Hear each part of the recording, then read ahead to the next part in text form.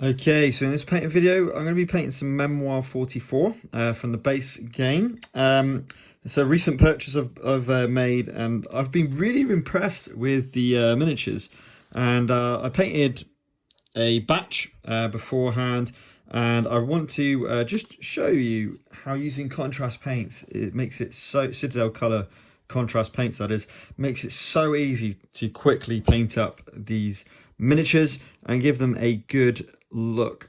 So this is the selection of different minis I'm going to be painting. I've got the German Panzer IV tanks and the US Sherman tank as well.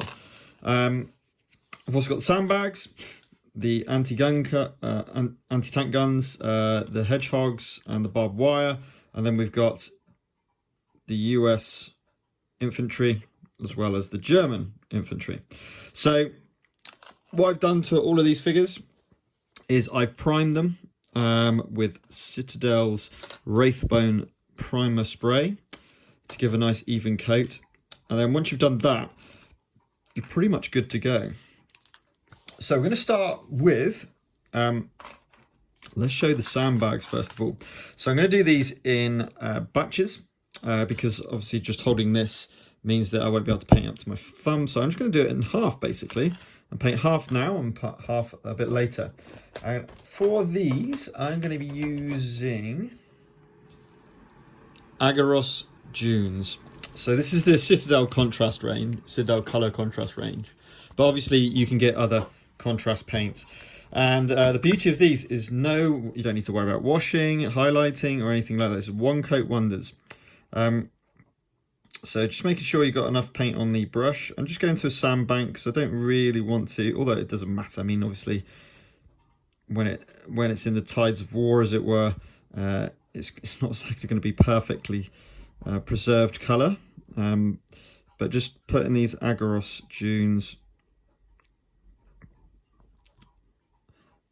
and we'll go out to this sandbag here. Make sure you cover all of it. Being quite liberal with the paint. There we go. And that'll do for the first one. Now we'll come to the second one. Same again. And what you'll see is how quick this is, and the results you'll get are just great. You could get better results by using traditional paints, by layering up.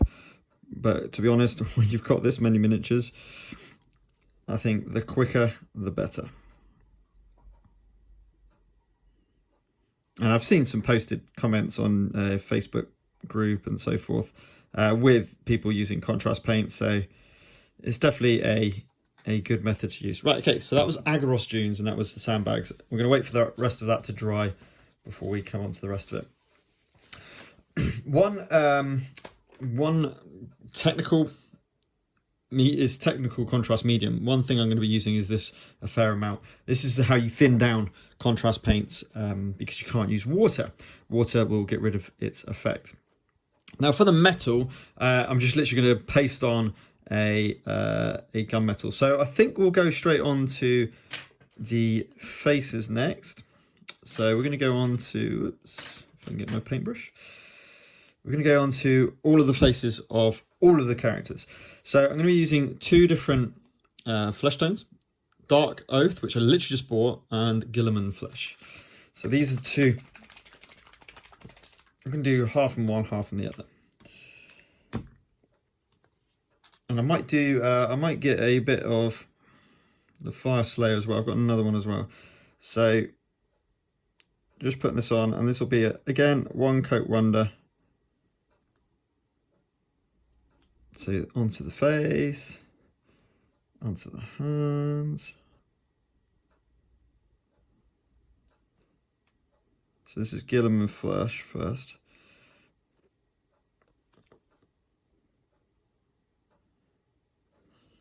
There we go. And that is one done. Now you can like blue tack these to a lollipop stick or something and then do a batch like that if you don't want to hold the miniatures themselves. I'll zoom in a minute. But it depends on, you know, if you're alright with holding miniatures, I guess. And then we go in.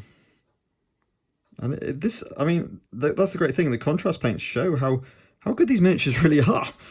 They're actually I was so impressed. I was not expecting the miniatures to be this good. Expecting them to be a bit like Risk, you know. Now some have got slightly melted faces like this guy here. So, you know, the detail on the face is there. You see where the mold's kind of disjointed. So, yeah, you do have a bit of that. You could model it, again, with the detail and how close you're going to be actually looking at these miniatures. I didn't bother.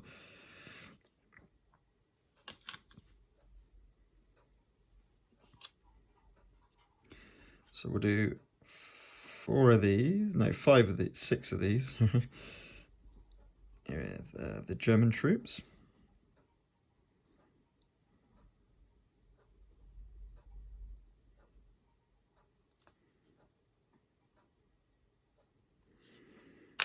Oops.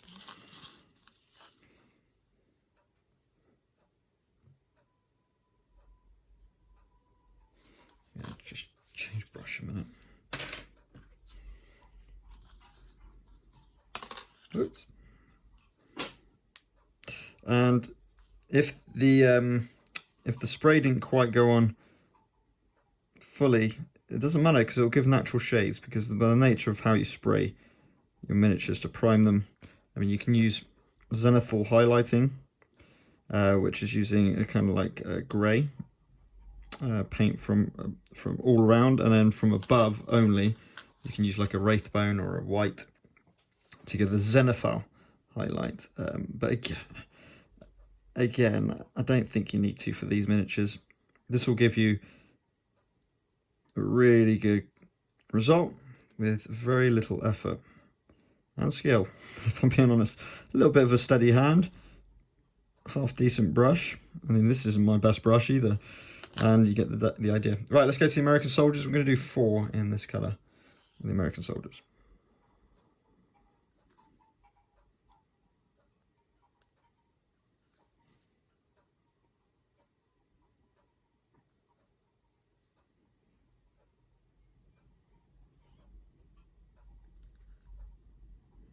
I'm not worried too much about going over the gun.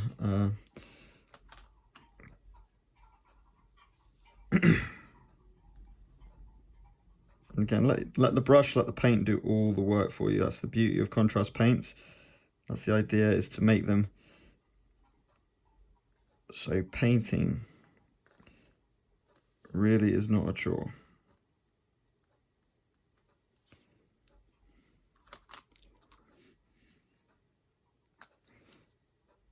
Now, the reason I said about the lollipop stick is because after holding many of these small miniatures, your hand will get fatigued a little bit from gripping such small miniatures. It's nothing too bad, don't worry. You hopefully won't feel too bad.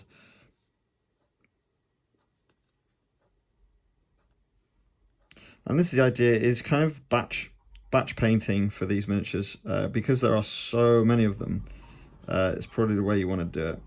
But honestly, once you've done it, it will just upgrade your board game experience, make it a little bit more immersive than seeing that sea of... I mean, I appreciate the fact that Days of Wonder have produced multiple colours of plastic, of course, to denote which faction you're talking about. Right, now we're going to try this new Darkoath Flesh, which should be a slightly lighter tone. So let's do the rest of the German infantry with this.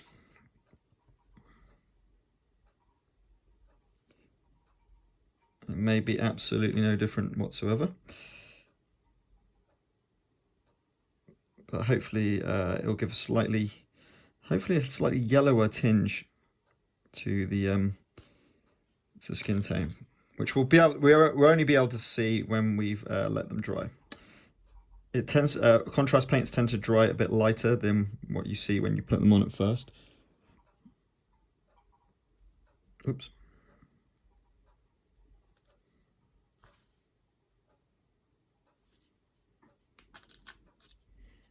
And you want to go from light to darker tone, but I mean, to be honest, the grey-blue uniform of the German soldiers is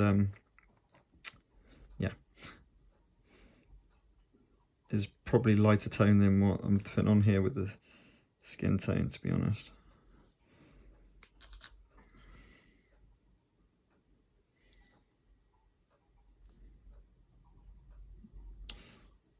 Okay.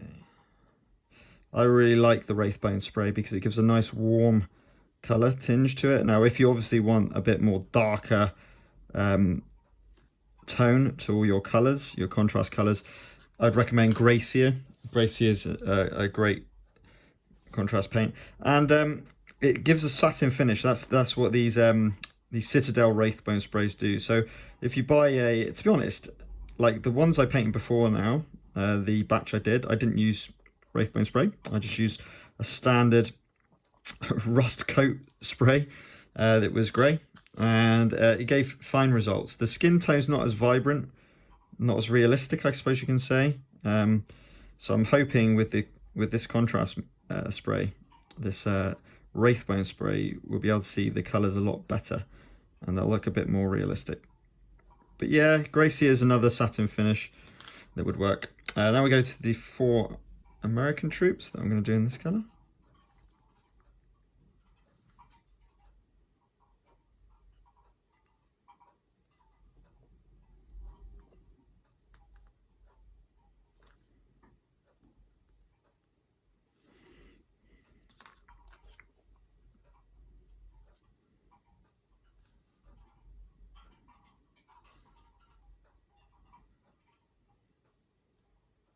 And again, I was really pleasantly surprised with the quality of the miniatures.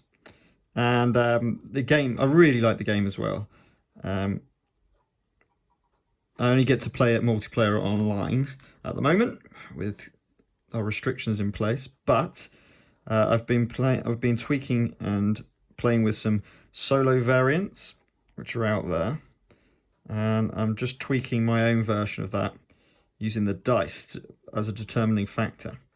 So I will be sure to record a video once I've sorted that. I've already got the terrain expansion, as well as I've literally just bought the new flight plan.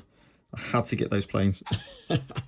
And I got really, I really want to start doing some kind of custom scenarios. I watched Dunkirk, for example, the other day on the film, and I thought that'd be a brilliant scenario.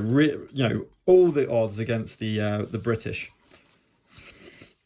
and French, of course, and then with the Germans properly howling upon them. And then getting the kind of Spitfires to help with that as well. I thought that'd be quite fun. Right, okay, well, that's the new Darkoath Flesh. And then what I think I'll go with is, if I can find it, Snakebite Leather for that minority contingent of the US Army, which included those black soldiers. So, yeah, I really want to just get a bit of diversity in those characters.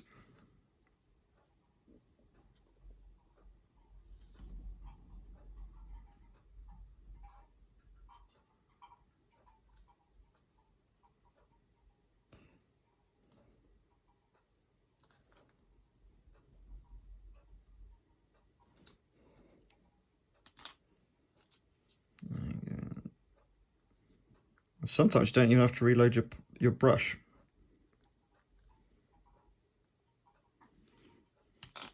Especially if the lids.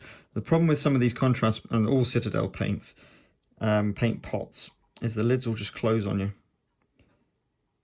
which is really annoying. But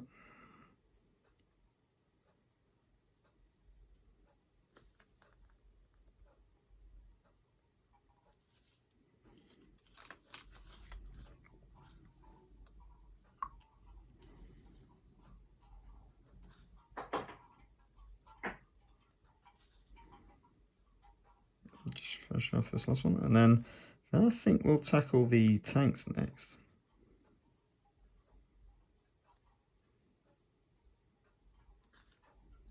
And you could always come back if you miss a part or whatever it might be, a bit of the hand or whatever. You can always come back and redo it. So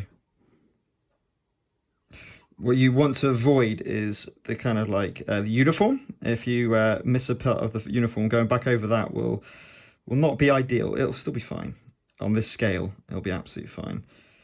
And with the nature of the theatre of war, things aren't perfect, of course. There we go. So that's all the skin tone done on, I can't remember how many characters I've got. 24 units, infantry units. Next, I think we'll go to show you a little bit of mixing with the contrast paints with some Sherman tanks. So I'm going to bring out 3 Sherman tanks and we're going to paint these up. So what you want to do with this is, it's kind of like a green, a very off green with a slight bit of grey in there. Okay, so what I'm going to be using, an essential paint, contrast paint for, I would say for any army figures, is Militarum Green. It's a military green, as it suggests on the tin. It's quite a bright green, is the only thing I would say. So, I mean, this will be fine using on the camo of the tank of the Panzer, which I'm going to do a bit later. You also need somewhere to mix it all in.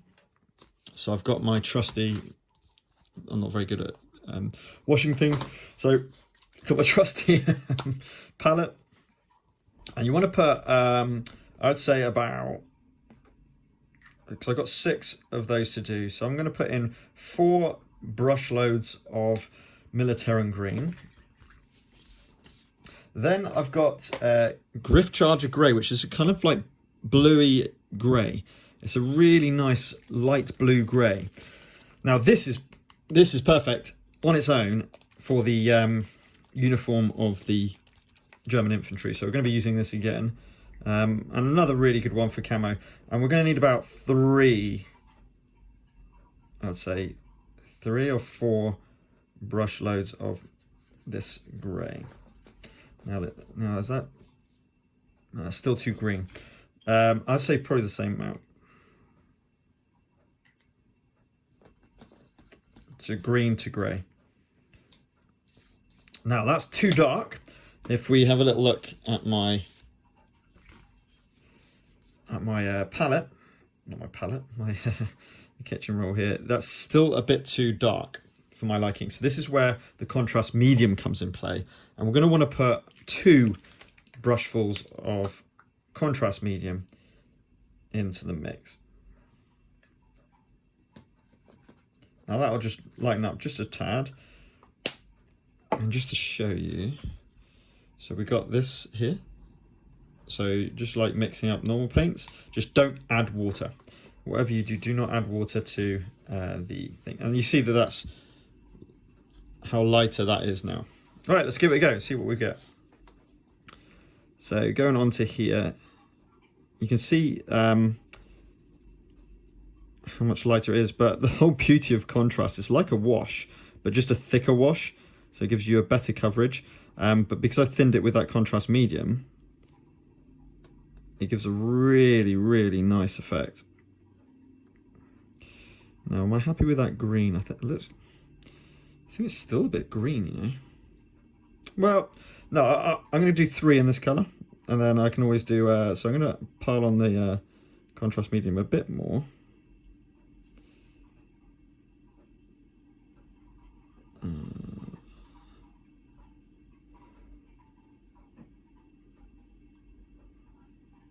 Don't know how much of that contrast medium actually, sorry, how much the primer got on some parts of this. You see it's not sticking to some bits. First time it's done that. Now, I've had this problem before with contrast paints when there's been a kind of resin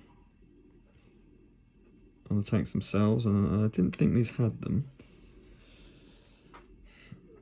And you can already start to see that while it's wet, you're fine to keep painting over and moving it around. As soon as it's dry, you will not be able to do this. So it's important to just make sure everything's covered.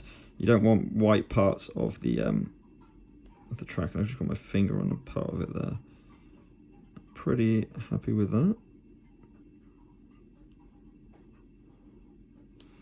Okay, put that down. And we'll go for tank number 2.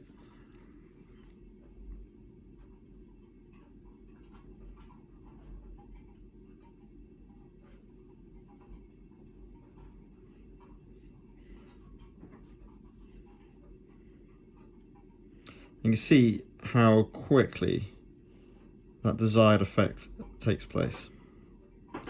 You can even start to see the detail come as you put your first, and you won't need to do more than one coat with this. Hopefully, yeah, it's a shame it's not sticking 100%. It could have been the conditions. It's not exactly warm here today, which when I primed these miniatures, so that might have been a bit too cold for the primer. Could be a number of things. I didn't do the underside of the last one, did I? Let's go back to that one.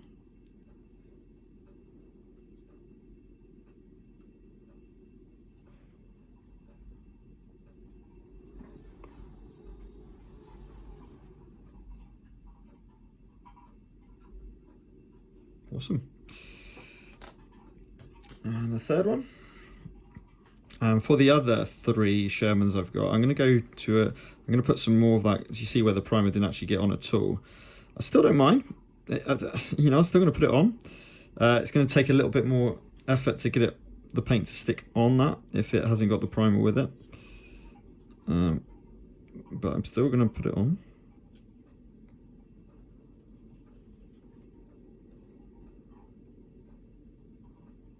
It's typical. The other ones were going on perfectly.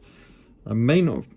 The other thing is it's a brand new can of Wraithbone, and I think you really got to shake it like a absolute beast to get it working and to get the paint to work.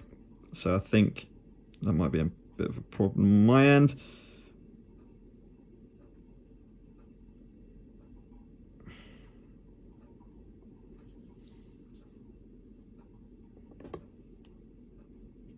Don't worry too much about inconsistencies. You may get a bit of pooling, you can just drag that away. Like I say, as long as it's wet, the paint, it should be fine. It should work. Okay, so yeah, I want to get the green off that a little bit more with the Sherman Tanks. So my next 3, I'm going to just add in some more of this Gryph-charger Grey. I think I just need a little bit more Gryph-charger in there. So I'm going to put another 2 brushfuls into there. And that'll just hopefully just change it just a little bit. You may not even notice it. Because ultimately we still want it that green tinge, of course. The quintessential colour of the Sherman tank. And Memoir 44, I just really like the game, how simple it is and how quick it is. That's a huge bonus for a war game. I mean, yeah, that's so good. Yeah, you know, it's a little bit random in the sense of the dice. Of course, it's a dice game, but that goes for any dice game. But what I really like is the drawing of the cards and adapting, and that's what makes it feel really, really tactically strong, is that you have to adapt tactics because you might not get your left flank for many times. So therefore you've got to kind of almost set up ready to not receive those orders from the general. So yeah, I really, really like it. And I like the fact that it's not easy as well. It shouldn't be easy. You know, when I've been trying the AI, that is. There we go. That's hardly any difference at all, but hopefully just that slight difference in green tone.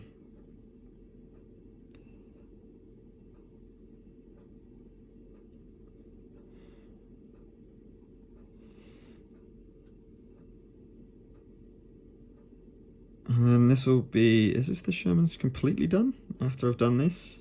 Possibly. But you can see here how quickly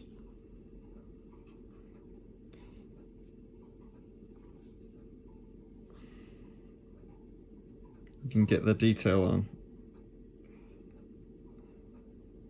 Size 0 brush, by the way.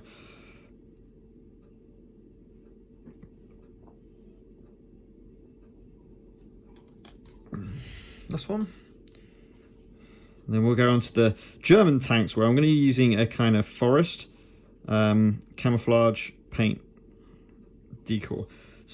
So that's what I love about the Panzers, is the different theatres of war, I guess. Part of it that they went in for meant that they had different colour schemes. So I'm representing that. So I think the vast majority of, I've got 6 that I've got here today that I'm going to be painting. So I'll be making sure I do one company, so 3 of them as grey tanks. The classic grey look of the tank. But I want to do some others. So, ooh, my word. We've got a bit of a storm going on here in the UK, so yeah. That's what you can hear now. If you can hear the banging and the chimes going and everything else. Again, just make sure we're getting the paint on these.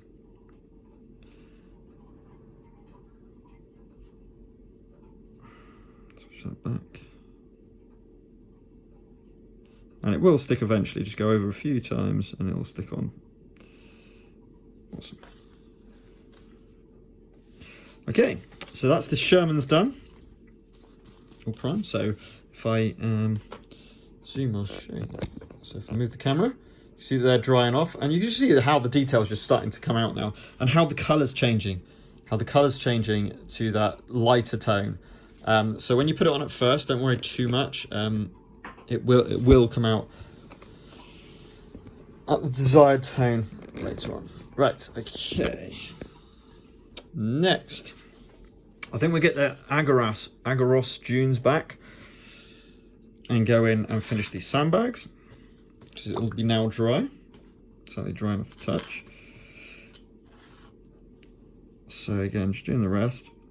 Try not to get over the bits that I've done already, because there'll be an obvious line, I guess, where you, again, not that it matters. I mean, the sandbags aren't exactly going to be absolutely pristine and perfect, are they?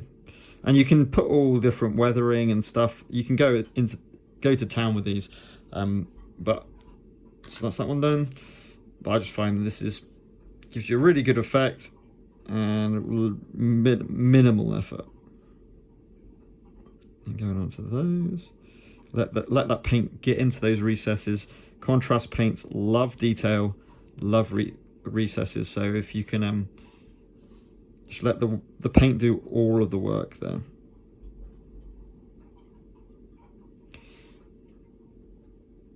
Okay, so that's them done.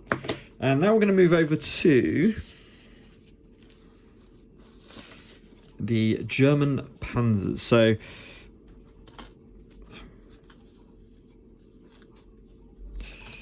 1, 2, 3 of those.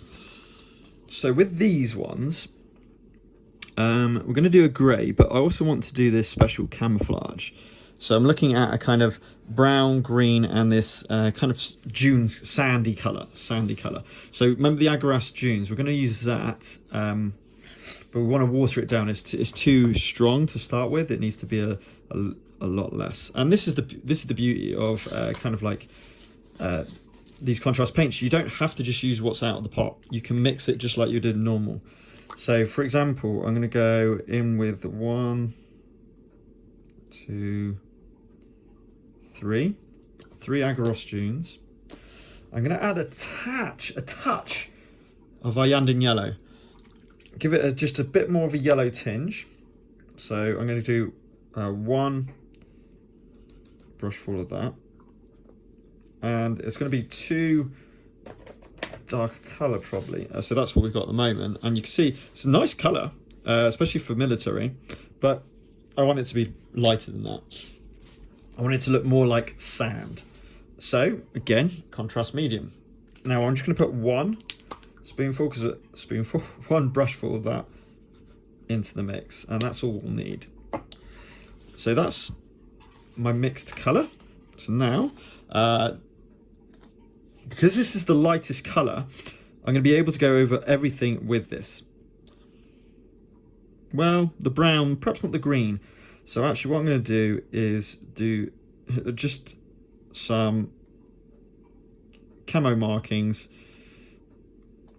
Now I'm going to be going in with like a Snakebite Leather.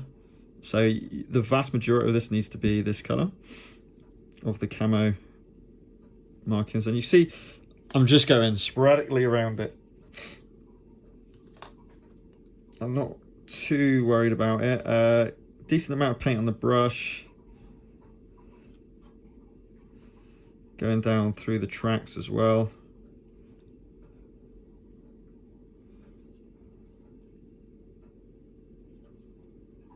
Pretty happy with that. So, oh, the front.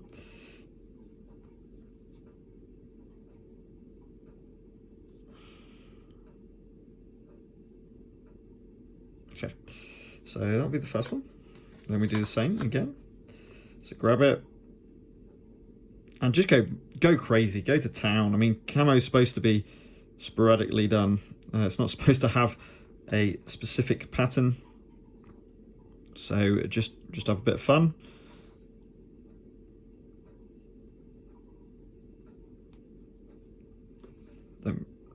Don't forget to get your brush back on.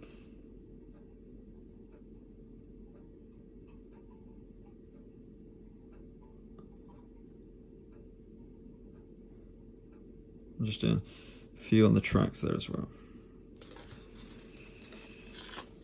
Okay, and the final one. Have I got enough paint? I may not have. No, it looks like I've run out of the paint, so I'm going to have to quickly mix some more. So, you know, it uses a decent amount of paint. I mean, admittedly, I've got a bit overkill on that side, but so I just need one more of Aggaros Dunes. I'm not going to bother with the yellow for this last one. Tiny bit of the this, and that should give us back our colour.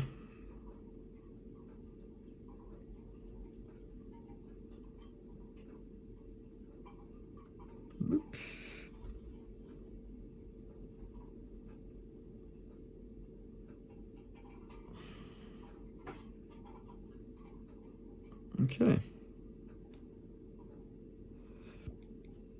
There we go. So we've done the first colour. We're going to wait for that to dry, and then we can go on to the second colour of the camo. But you can already see, just by doing that small amount, it probably looks like a little bit like a mess at the moment, but it will really come out in the end. Where those bits that I haven't painted, that's going to be kind of mostly green, and then we'll move on from there. So look, it makes sense to go straight on to the other three Panzers and go in with the grey. So for the other grey, we're going to do standard grey. It's a blue grey. So we want to get the essential colour for the Citadel Contrast range, just when you're painting in general, if I can find it, which is Basilicum Gray. So I'm going to put, again, I'm going to do a mix. So I'm going to put in 2 parts Basilicum Gray. Now it's a high pigment grey, so that will overtake a lot of the colours. Then we're going to go for 2 parts Gryph-charger Grey to get that blue colour.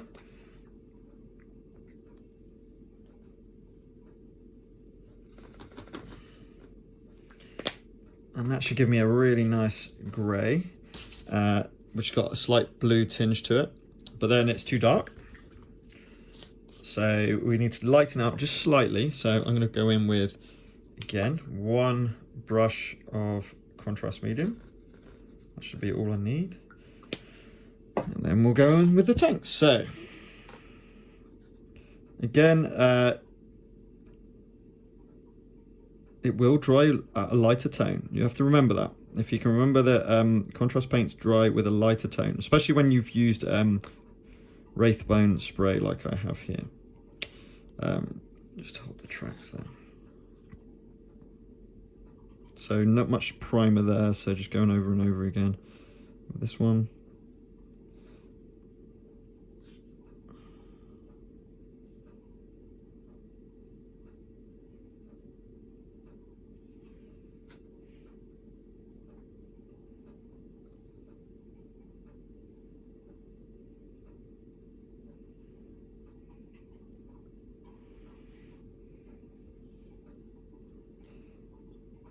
I'm going in here again.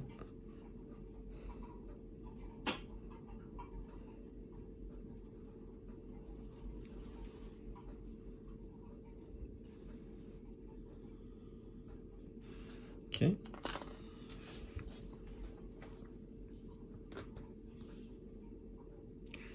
There we go. And it's just so great just to see the detail starting to come out, because as I said a few times, the miniatures are pretty good in terms of their detail, and their scale, for their scale, sorry, is actually really quite impressive. And for the price of the game. Let's not forget that. You know, I picked this up online from the online game store, and it was £36, I think it was, £36. And when I saw the amount of content that you get in the game and those scenarios and stuff like that, that's what I love about this game. It's historical. It's not just destroy the other team. It's all about the historical battles of World War II, which is kind of what I wanted. That was the fix I wanted in terms of a game. That was something I didn't have in my Game Board collection. That's something I really wanted. I'm a sucker for miniatures as well. You'll notice that the vast majority of my games are miniature games, and there's, you know, that helped as well. So when I saw the, and I didn't, to be honest, I didn't know the quality of the miniatures would be this good before I bought it. I knew they were right from looking at videos and how to play the game and things like that. And I had actually played this game, Memoir 44, before, years back, about 6 years ago, and I remember saying that, oh, the miniatures are quite good, but I was brand new into the hobby and didn't realise how much the miniatures would make a difference. So there's the greys done on the Panzer IVs. Okay, so I think we'll go straight on to the German soldiers, and I think, you know what, I'm pretty happy with that Panzer IV colour for the German soldiers as well. I think I'm going to go straight on to those, as I've got a load of it left. So, this is helmet and everything else. So, well, not everything else, but most the things. I'm going to be going with black, so I don't mind about going over this part. Try not to go too much over your skin colour that you've done. That's why we do it first.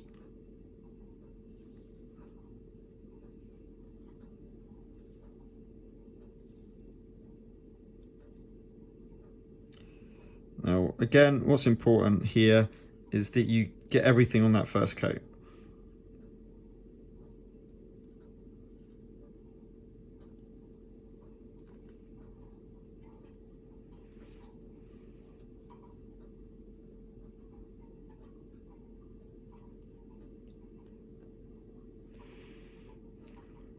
And again, what I love, one of the things I really, and if you've seen my painting videos before, you'll know about this. But what I really love about contrast paints is you see the immediate effect. You see the immediate contrast effect and get results straight away. You don't have to, you know, put your base coat on and go, well, it looks a bit flat. And then you wait until you put the wash on, and then you go, well, that's a bit too dark. I need some lighter areas, and I'm going to go and highlight parts of those, and before you know it, you're spending literally hours on a couple of miniatures this size.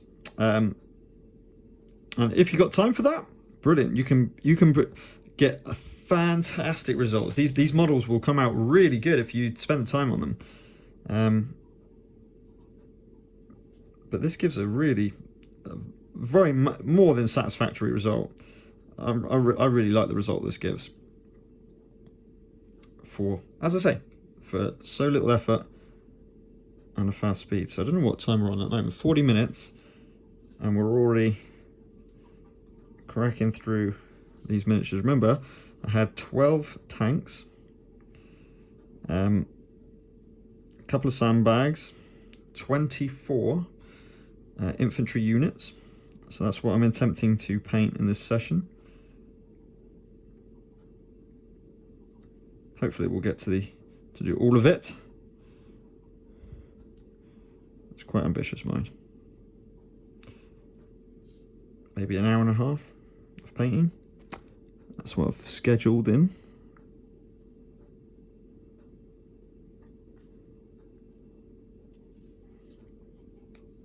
Boots and some of the detail I will do in black.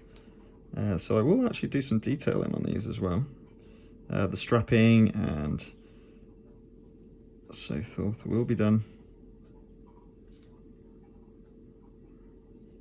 And that's why I'm not being too careful about the leggings, because ultimately they're going to be done in black.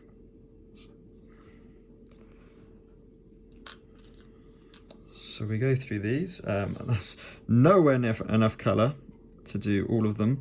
So I think I might head on to the Gryph-charger Grey to do the rest, which will look a bit strange, but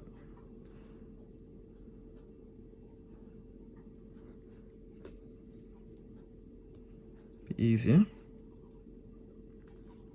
But it doesn't, I mean, it's not that much effort to mix your paints. So if you want a consistency, then yeah, sure, mix your paints. And you can't use a wet palette, that's the only problem. So if you've mixed a certain colour, if you're using a wet palette, that will keep for a long time, so you can keep that colour as you go through, whereas with this you just have to think about the amount you're putting in and just replicate that. I think this will be the last of the paints, this particular colour.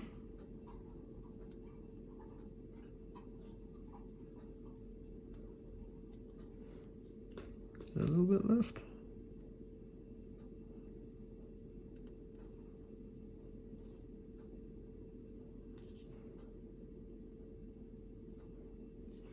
Okay. So,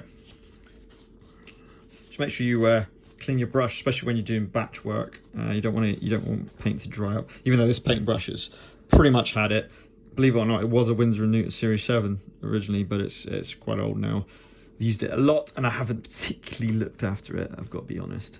So let's get that Gryph-charger Grey, and let's just see what it's like when it goes on like just as is. This is a more blue colour, but I don't know, I quite like it.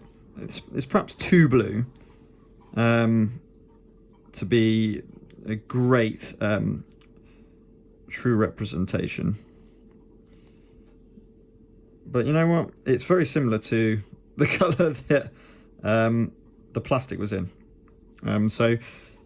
As for ease, you just grab the paint out of the pot, no mixing required, and then you just slap it on. I mean, it couldn't be easier.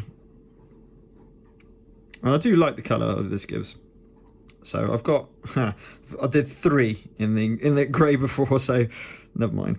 It'd been better to do a 4 and get a proper battalion version of it. Okay. So yeah, I actually prefer that colour, believe it or not. So no, I missed a bit of his face there. Never mind. So we keep going on with this Gryph-charger Grey.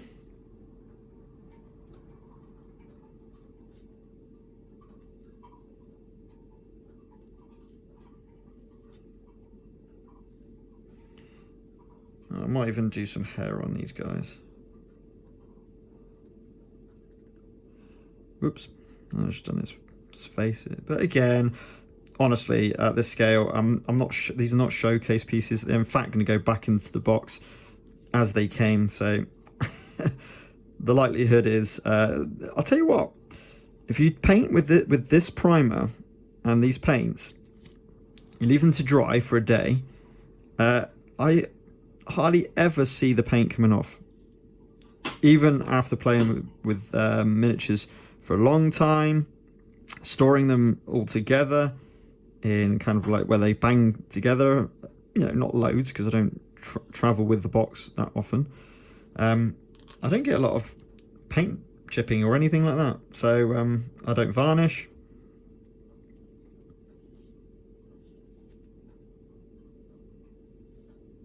Because at the end of the day, for me, I want to paint them so they look good on the table. Now, if you get a little bit of paint blemish or a bit of a mistake, you're not going to notice it. You're really not going to notice it unless you really look carefully. So for the experience of painting it, you know, I don't see the point of varnishing.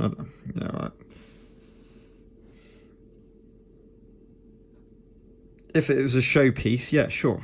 So, for example, my Marvel Crisis Protocol miniatures, I will varnish because they're going to be played, and I spend a lot longer on them in general. So that'll be slightly different. I'll make sure that they are varnished, and I store them a lot more securely as well with a dedicated storage solution. But this, nah. And most of my board game miniatures, no. I'm not too fast. So we've gone through 6. Let's keep going. And the idea is to kind of, you know, like I say, it's batch painting. You kind of want to go with the same colours at the same time and do a number of them. And therefore you will notice that you'll get through your painting lot, as it were, real quick.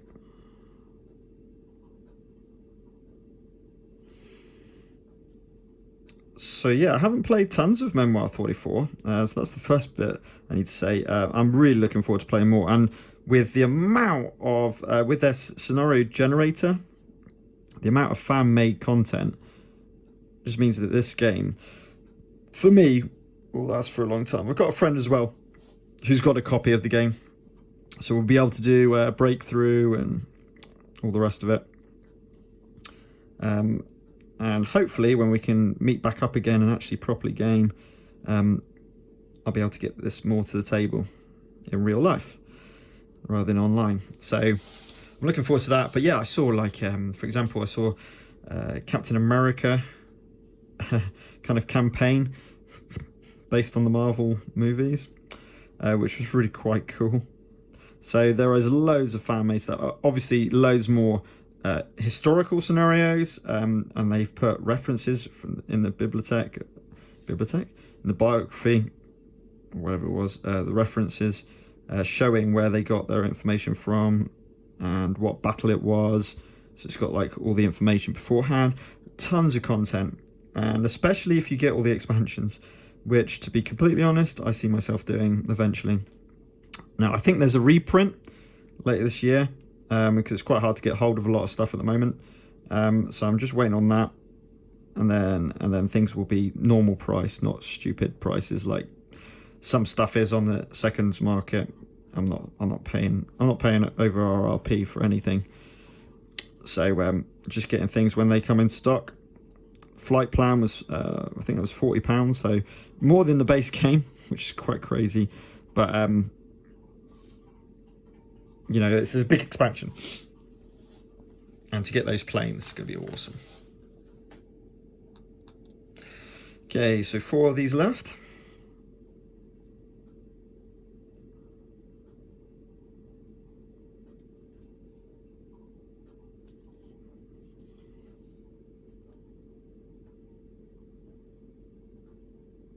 Yeah, and I can already see how much better this skin tone has come out compared to when I just used a grey primer.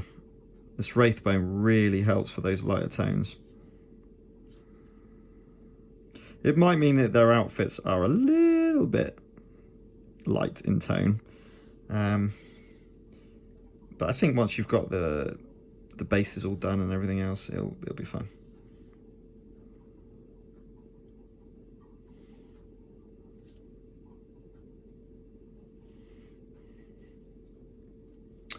Okay, just go on to the trousers.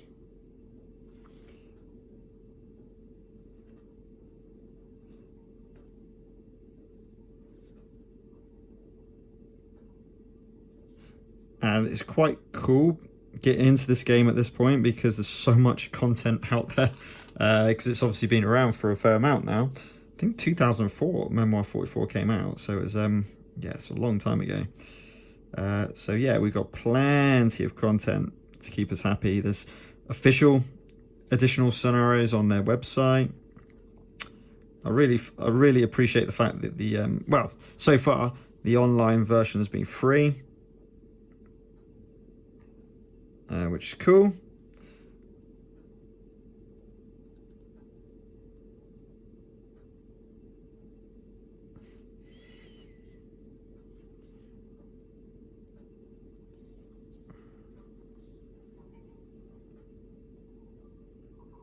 Leaving the canister on the back.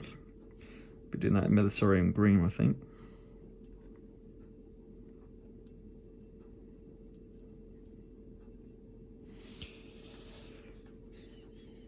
And hopefully through this real-time video you can really just see an honest reflection of how long this stuff takes. Again, it's something that I've done on the channel for all of my painting videos. Well, the vast majority of them anyway, is real-time painting. So, especially when you're using the contrast paints, so you can really see that, yeah, actually, they do speed up this process of painting. And I really don't believe it diminishes from the enjoyment of the hobby. Like, you know, people might say that it's a bit like paint by numbers. You know, you're not improving your skills and stuff like that. But I kind of disagree with that. Yeah, of course, you're not building up your skills of layering and all the rest of that, feathering, and of course, and I do quite often, you don't have to do just all contrast paints. You can go in with some bits that are contrast paints that would warrant it and be better with it. You can go over contrast paints, of course, with traditional paints, layering and so forth. So the best outcome you can get is by using contrast paints to facilitate your painting, not to be the sole reason painting. But for this scale of miniature, I would say that you don't really need to go much further than just using contrast paints. It's the same as Joan of Arc. So another board game I've got.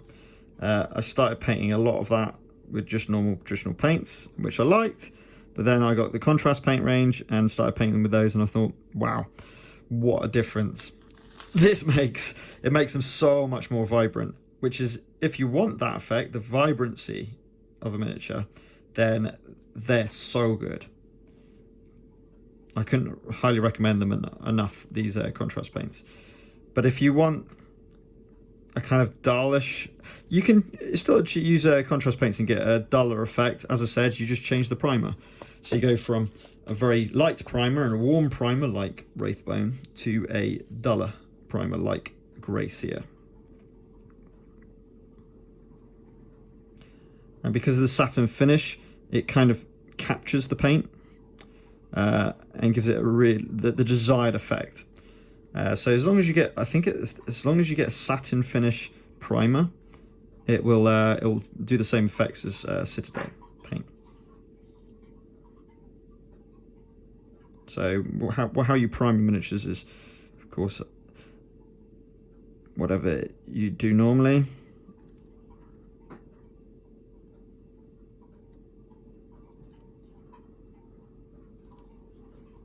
Okay, we're coming towards the end of this.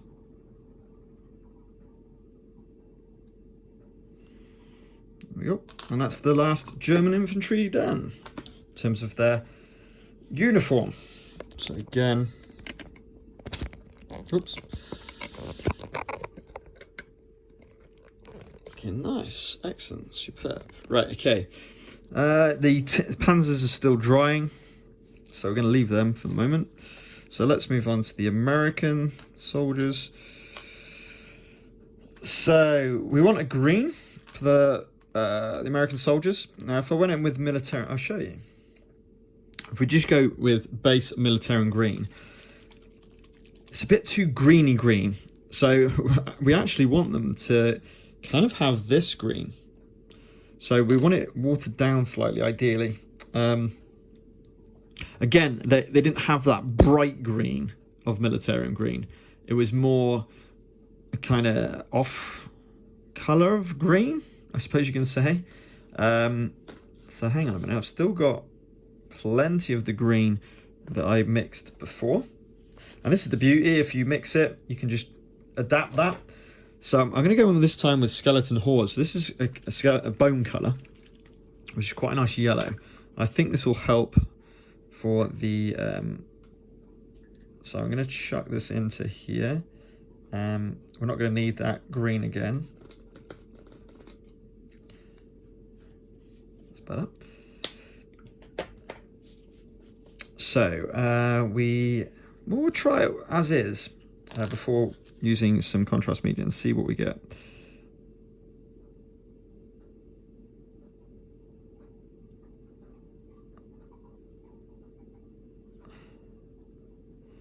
I'm going to go over the whole lot. You know, you could do belts, different colours and everything else, but if you look at the reference material, like that's what I tend to use, by the way, and just search on Google and stuff like that for some images, you'll see that most of their kit was just green. I guess for camouflage and for ease, it made sense to use just one colour. Fair enough. I'm going to use straight Militarum Green for the grenades, just to give it a little bit of difference, and for the pouches. So the pouches, it'll pretty much be unnoticeable, to be completely honest. And I've already gone over the pouches anyway, on some cases. But yeah, I'm just going to do that slight difference. I want the jerry can. I should have left the jerry can as well. Sorry, the water ball. So just getting rid of all that pooling of paint.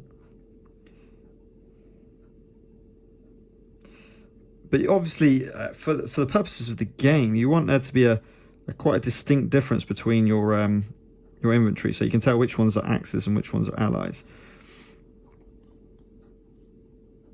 Okay. So we'll keep going with this now.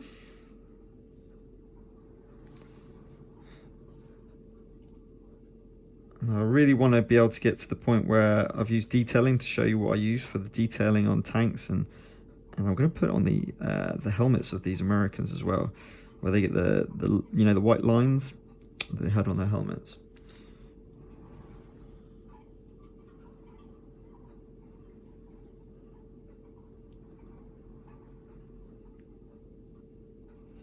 Again, don't worry too much about not going in between the lines, making slight mistakes, because ultimately it will not matter too much. But I'll say it again, you'll see immediate effects as soon as you paint them. And you can see here, you know, you've got this pretty rubbish brush. Well, it's rubbish now anyway. It wasn't to start with. It was a very good brush, but I didn't look after it. Annoying me, really. Should be using proper brush cleaner and all the rest of it, because these are sable brushes. Good. But I've got a new one. I'm not using it on any of these because I haven't got any detail work to do yet. I will be doing it when I do the strappings and so forth. To make sure that, and the gun perhaps. So we'll get my decent brush out to do all the detailing, and what you want with a decent brush, when I say a decent brush, is a good point. So fine sable brushes are of course really good, but to be honest, it's personal taste. Some people like to just go through brushes, so you get a new brush every every week or whatever, and you don't have to spend much money on that, and you're going to get a really nice point for the time, for that small amount of time, and it, you know, all that, it'll be fine. I mean, that's how I started. I didn't use expensive brushes to start with, but then as soon as I started using those brushes, it was just the point. You always got the point. You know, the bristles just worked really well on the miniatures, and that's what's good about this one that I'm using right now, is even though I've lost the point completely from it, the bristles still work really well, still come together really well, to make painting easier.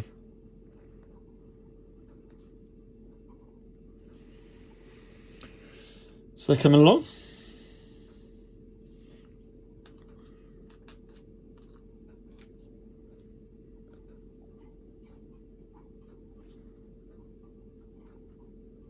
Yeah, I love the skin tones come out so well on these with this Wraithbone.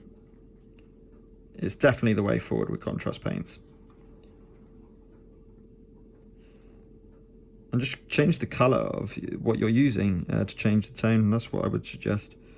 So my Solomon Kane miniatures, which I've been using that for the contrast for, yeah, they're vibrant, but they still got a dark side to them, I guess.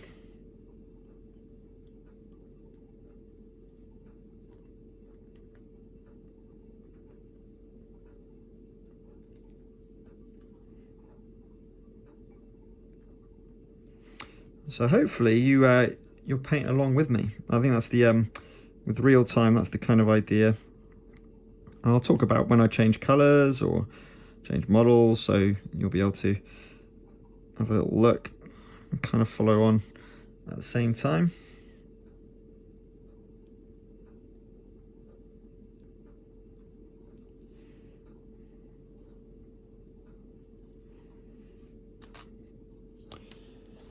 Just over an hour.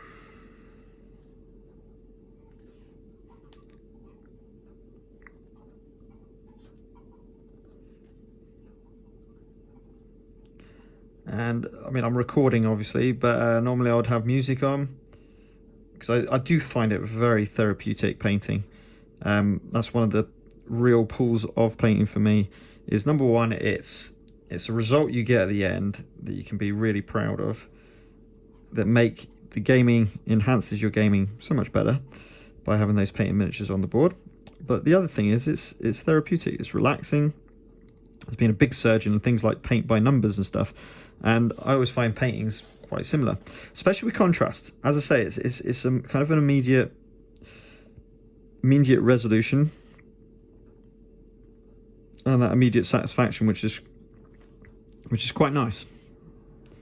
It's not so much hard work as normal painting.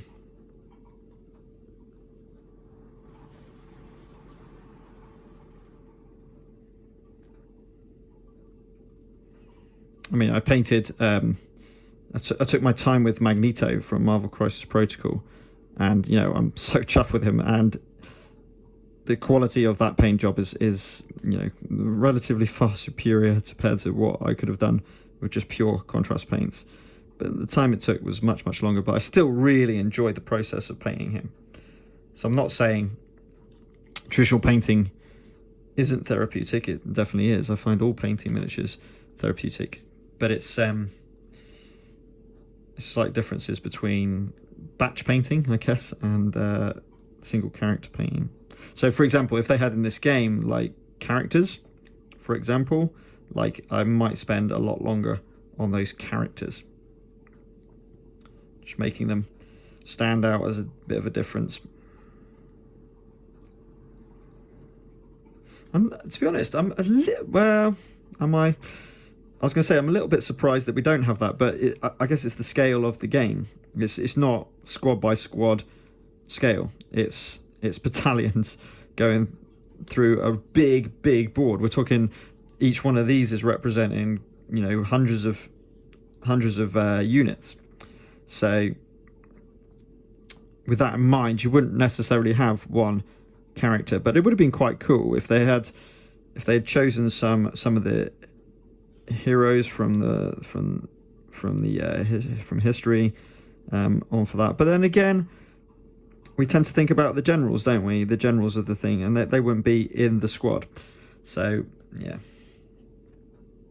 no, I can understand why there isn't a special characters, if you like, or specific characters that are represented by miniatures in the game, because you are the general.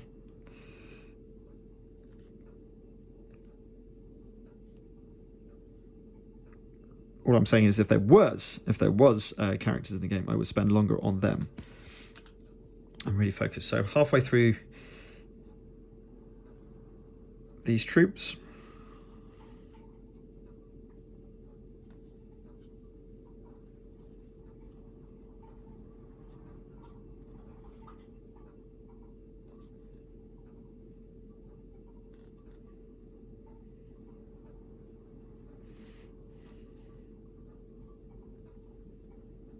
You could argue it's a slightly bit yellow,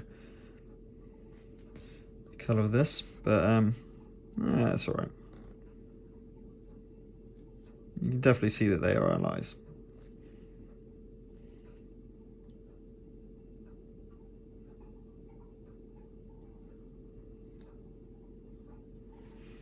I'm just looking up to the whole board that I've been playing, and it's, to think that's been just about an hour and 10 minutes, is it? Hour and 5 minutes. It's pretty impressive. You feel a sense of accomplishment after just relatively small amount of time.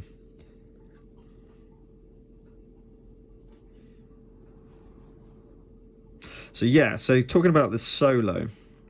So, you know, I haven't really played enough of Memoir 44 to really be able to produce a balanced solo variant, but it's one thing I really like to do on my channel, and just in board gaming really, certainly since we've had our lockdowns, is scour the community for solo variants of games that don't have an official one, and then maybe tweak them, develop them. So Western Legends was a classic that I created, and to be honest, it's made the game better. For me, it's made it more balanced than it normally is. So I did it primarily for a solo version, but it turned it into an automated version, and you can play it with up to 4 players, and just have this AI trying to balance the game as you go through. But yeah, been plenty, including some official solo variants for those games as well. That's what I've been focusing on in the channel. So I will definitely be doing the same for this game, just so I can play it. Maybe some campaigns. I noticed that you can obviously do the ones in the core box, which I have yet to do. I'm trying to tweak a kind of... I shouldn't be doing that really. I should just be playing two-handed. So I play the Axis and the Allies. It's quite hard to do when you got ambush and stuff, because you know, it takes away that element of surprise and not knowing, because you can try and play as fairly as possible, but you're always going to know secret information, of course, which does mar that experience. Hence why a dedicated solo variant tends to be better if you can balance it, and if it has the feel of the game and all the rest of it. So that'll be coming up soon. I'll be developing one of those. My initial ideas thinking at the moment is using some kind of using the dice results to determine actions of the units. So almost like whether they go on the offensive, whether they hold back and defend objectives. Now this will be scenario specific, of course, but that's kind of what I'm thinking at the moment. It's got to have ideally a realistic effect of that, because just playing the short amount of time that I have, I get the feeling that, you know, obviously strategic placement of your miniatures makes such a difference. So, you know, getting in those towns to protect yourself from armor, or even from any units really. Sandbags are really good for ignoring that first what's it called? Not rally. Flea result. I think we've run out of paint, by the way. We've run out of that paint.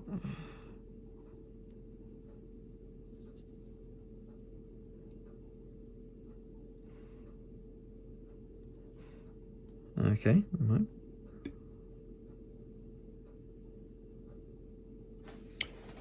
So, where do we get to? We got 3 left. So I'm just going to chuck in some Militarum Green with some contrast medium for the last 2.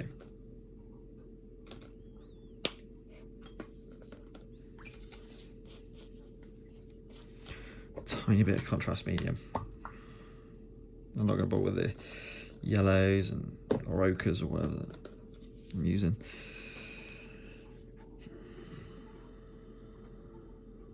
These will be slightly greener than the others, but just for this one, I don't. For these 2 miniatures, I think that'll be fine.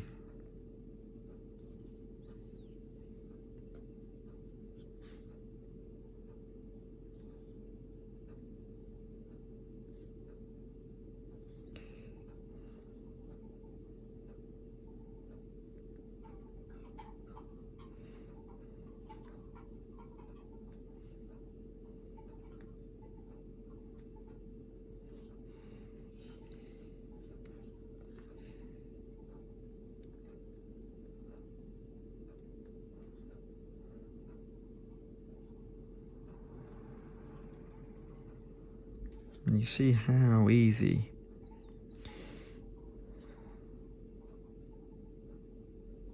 I think, to be honest, and this is the case with painting anyway, like, you will produce better results the longer you spend on a miniature.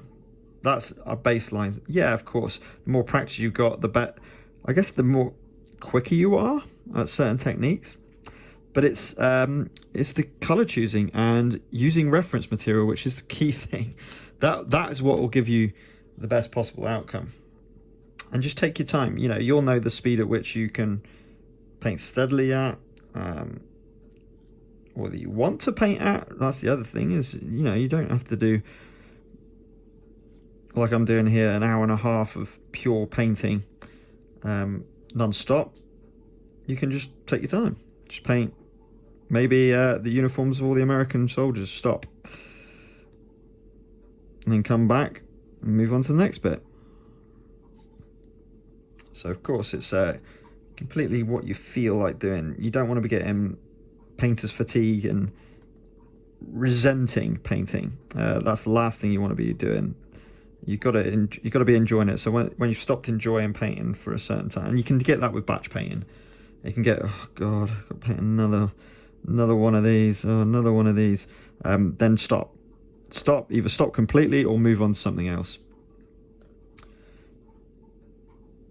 And you know, just be aware that it will eventually get painted.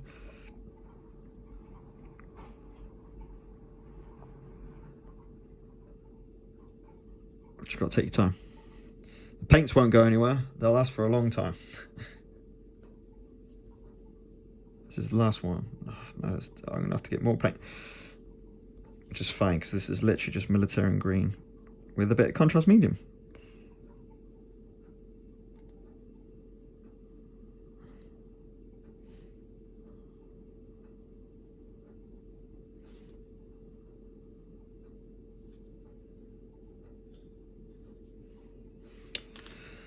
And we will need a little bit more paint.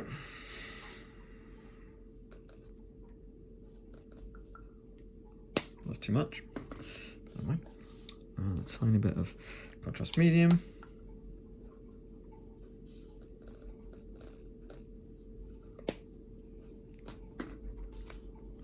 Last one.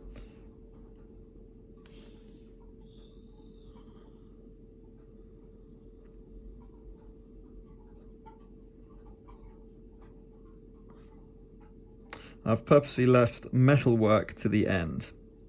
So that's why I've not done the hedgehogs and the wire.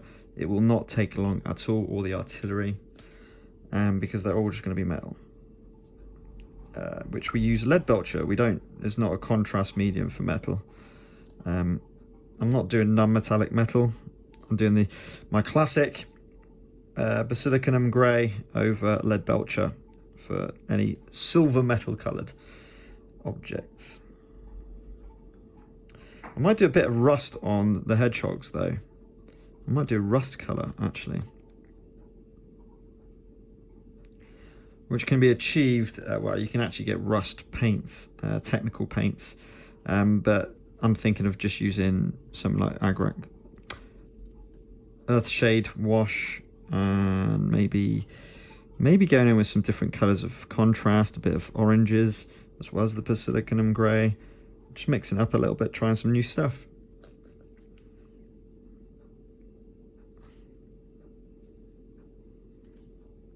Okay, and that is the last American infantryman done. So we have now done a fair amount, and after doing all that, it looks as though our Panzer IVs are ready for their next coating. So I'm going to keep the same brush. I'm going to go on to these. So these are now dried. I've got the reference material up on the board, and I think I'm going to go in with the brown next. So I want to go in with that. Did I put it back? Yes, it looks as though I did. I think I'm going to go in with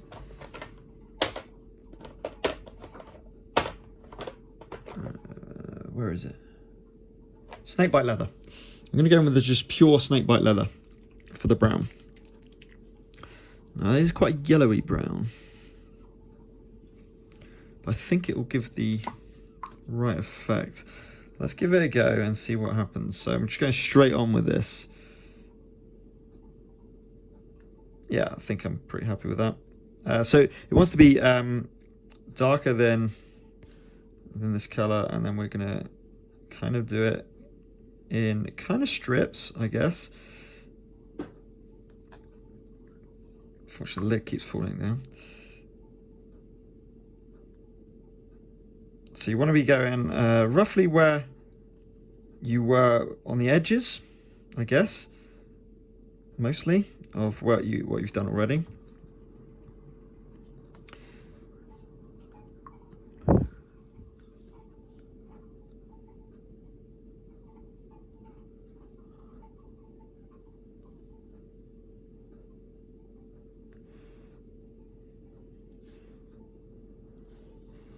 So I'll tell you what, this is I really enjoy this part, this kind of these Panzer IVs and doing all these different you know, I'm no history buff at all. It's kind of just going with the flow and just going what I think rather than anything else. What looks kind of normal. So that bit there looks a bit wrong. So let's, whoops, do that.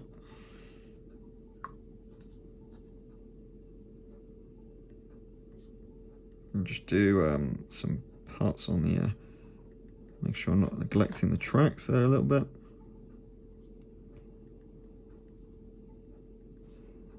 Cool.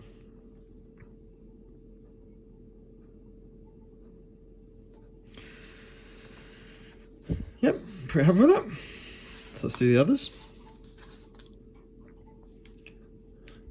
And hopefully when I add the green on, that'll take it away from looking a bit too deserty. We want swathes of green on these Panzer tanks to show that, you know, they were camouflage for forests. But you can do a similar effect, I guess, for desert, for the Africa Corps. That'd be pretty cool. Might do a little less brown on this particular one.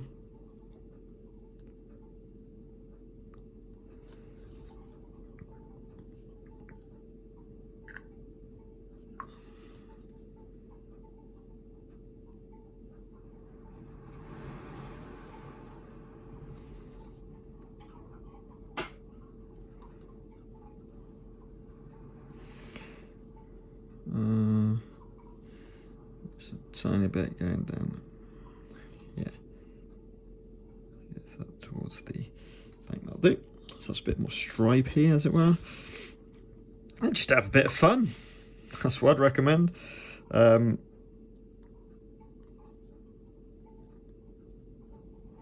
think the whole point is it's not just straight lines. That wouldn't make much good camouflage. That'd be pretty obvious.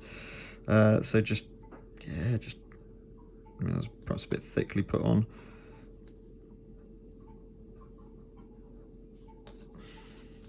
But again, I think it'll be fine especially once we get the green on.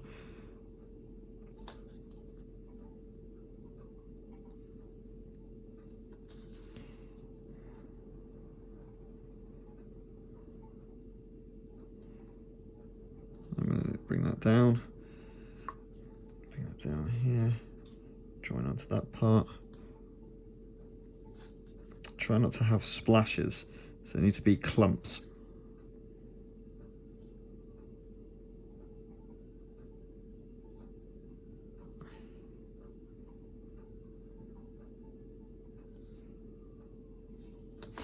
Cool. Now, the tanks are I gotta be honest, the tanks are the fun part of the painting. I really enjoy painting the tanks. These camo tanks. And if you've seen my photos, my previous ones, yeah, they were really fun. No, I could do some Siberian ones as well, of course. Some white ones that were done on the Eastern Front. In fact, just looking at here, yeah, white with like black spots or grey spots. That'd be quite fun as well. So there's plenty of different ones I can do. They look a bit like Desert Warfare ones though, don't they? But when I get the green on there, that'll open. So all that white's going to change into green. And then it'll look a bit more like before. But no, really chuffed with them. They're looking awesome. Okay, I think the next job... while I wait for the infantry to dry... Well, no, we'll go with the infantry next. And I'm going to go in with Black Templar.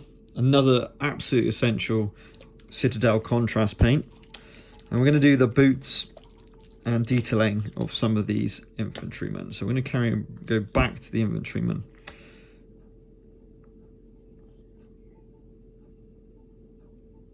Now, I just realised I'm using my pretty big brush, and I think this is the time when I need to go back to my smaller brush, my smaller detail brush, because number one, I don't want to get black all over the base, so I need to be careful here. And number two, I don't want to get over that uniform, so I want it to be relatively good and relatively clean.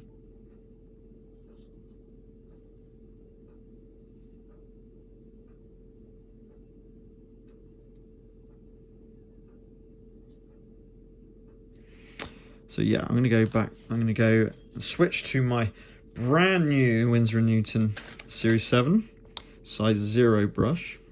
1 brush, sorry. So this is only a size 1 brush, but you'll see the point on these are absolutely brilliant. And we're going to go... I'm going to do the strapping black. We're going to do all of the strap in black.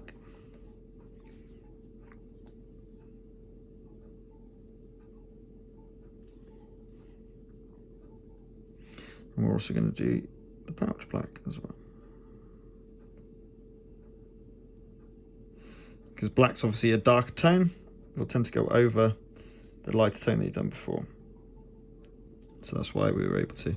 So we kind of got the black strapping, whoops. The black strapping done, the black boots done. Oops, nearly all done. And then we're going to do all of those.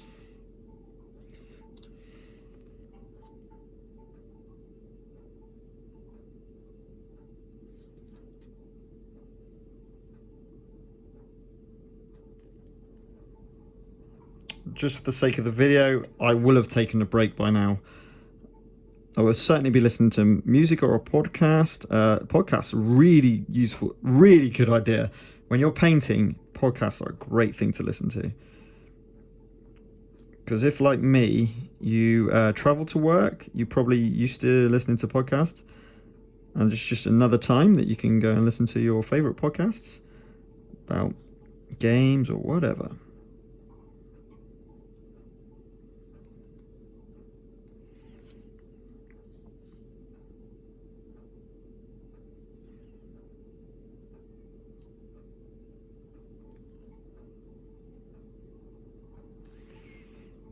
Again, we're just doing strap in. So this is the detail work now that we're doing, just to really just make, again, you can get away with not doing this stage. You 100%, if you just want the base kind of colors, just do the boots, leave the straps. They've got paint on them, they'll be fine. But if you want that just little bit of detail on there, I think this is not a super long stage, but makes a bit of a difference.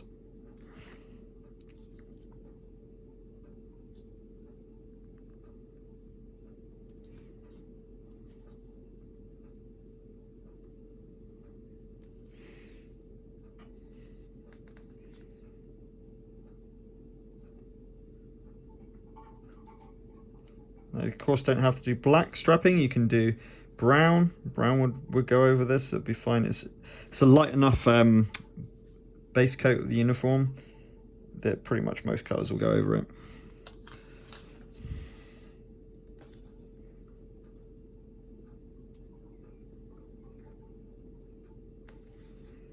Now, I can't remember what colour boots I did for the Americans.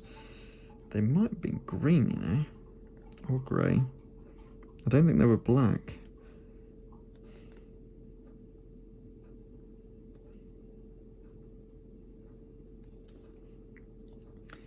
Yeah, they kind of had brown.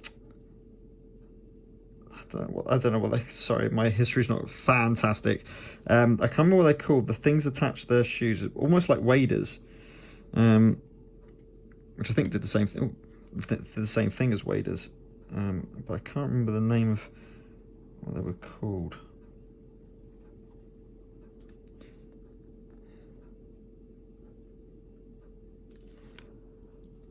Oof. So we're coming up to 1.5 hours, so unfortunately I'm going to have to stop the video very shortly. But before I do that, I will cut off the infantry figures and move on to finish those Panzers. So I'm just waiting for that last colour to dry on those. Then we can finish off those Panzers. I think that would look quite cool on the video. And yeah, unfortunately I didn't show the metal work, so actually maybe I could get that in as well. So yeah, after I've done this guy here, I'll stop with the inventory. You can kind of see what I will be doing. And I'll probably say I'll get the whole painting session done in just over 2 hours, I think.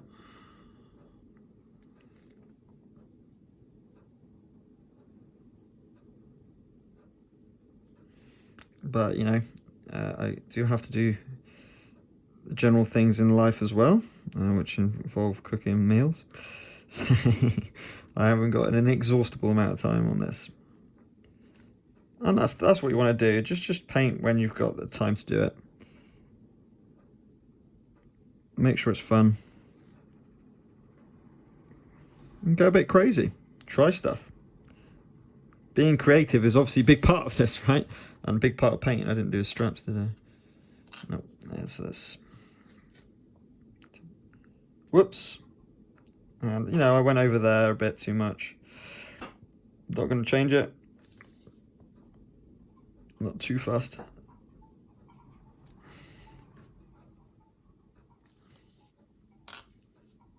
I'll just do the straps of this guy.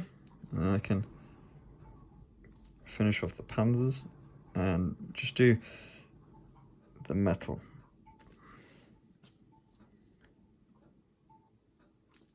Okay, so that was 6 infantry soldiers done with black Templar.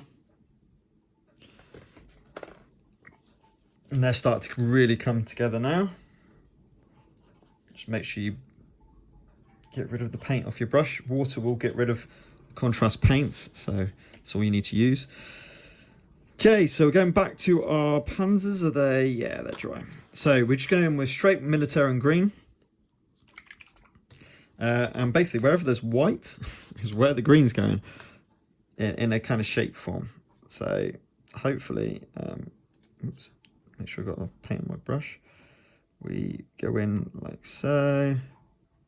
This is probably going to take a little bit more effort to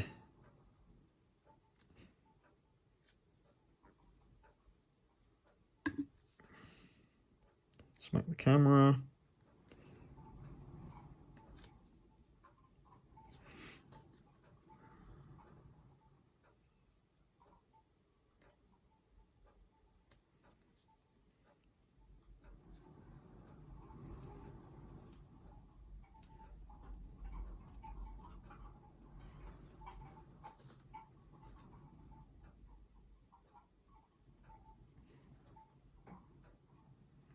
What I want to do is get rid of any white.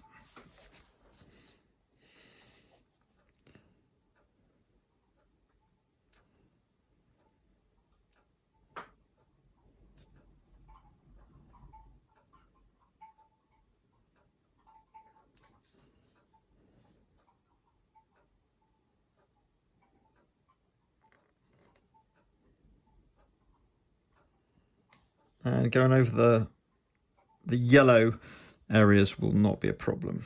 The green's got much better pigment.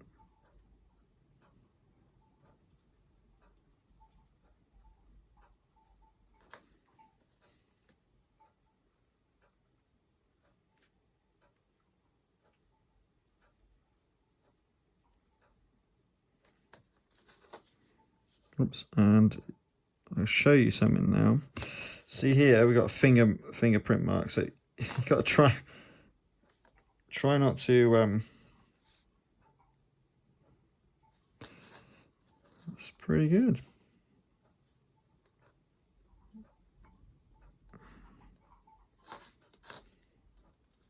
Hold the end of the gun there. Well, I just do some. Come on these. Let's do the end of the gun in camo green. And there's a bit there at the front that won't look great if I don't cover that.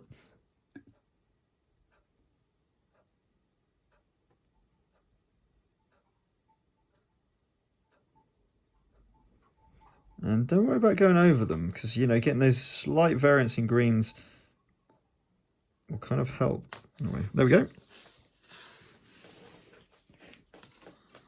That's a bit of green on there.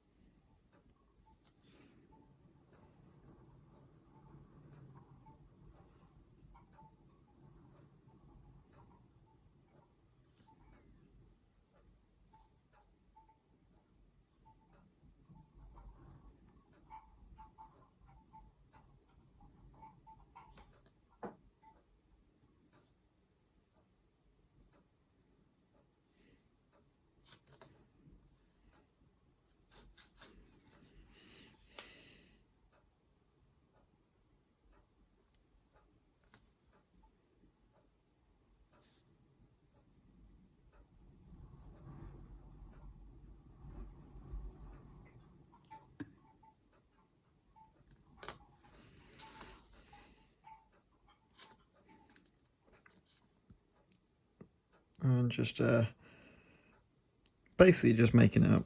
I have got some reference material I'm looking at in general, but it's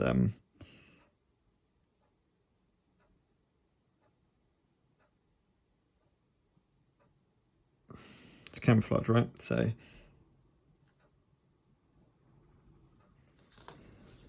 there's no fine art to it. Let's just go for it. See what happens. Well, there probably is a fine art. Don't. I probably shouldn't say that. There probably is a fine art to it. I'm not using that fine art. I'm just going slightly random patterns, fill in where the white lack of paint is. I think we don't really want white paint.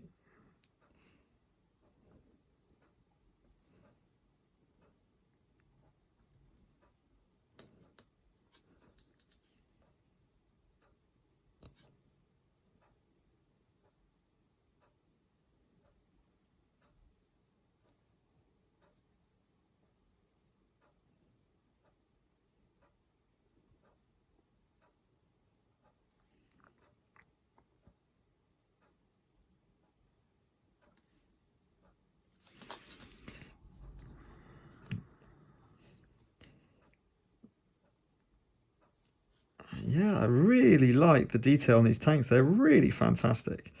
I know I've said that probably more times than I should have on this video. But yeah, really impressed. Really, really impressed with the models. As I say, especially for the price. If you look at Company of Heroes, it does look like a great game. I like the mechanics that they've introduced for that. I didn't back it on the first Kickstarter. I'm tempted for the second. My issue with that game is the lack of scenarios. So that one does feel a bit, certainly in its current form, a bit like, well, we just go and attack each other. Now they have got, I looked at the rule book, there are 2 official scenarios, which is promising. I'm sure as the game gets older and older, there'll be more and more scenarios put on there, especially if they open up to the fan community. But at present, yeah. But then the price cost of that game is much, much more. Yeah, you get more stuff. But yeah, so there we go. There's the Panzers that have been in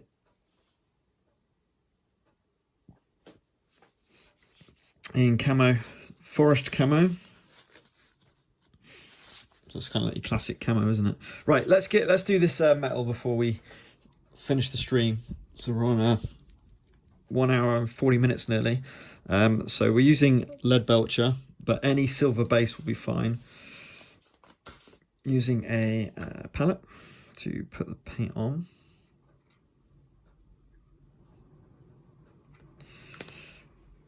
Just wash it down slightly. Because it's traditional paint. So, for example, the wire is just literally going to plaster this on. Now, this is an example of not contrasts, not yet anyway. So, you'll see, if you don't use contrasts, how plasticky the metal will look. And just like the sandbags, I'm going to do half first, let it dry, do half later.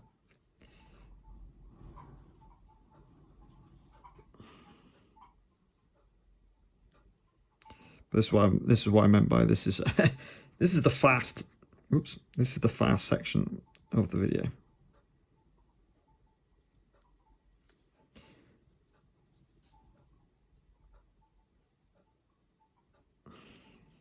And don't worry too much if you miss bits. That's the other bit. The hedgehogs, same. Lead Belcher. Just make sure you get all the bits. This can, with all the different parts of a hedgehog, different angles, it's quite easy to miss parts.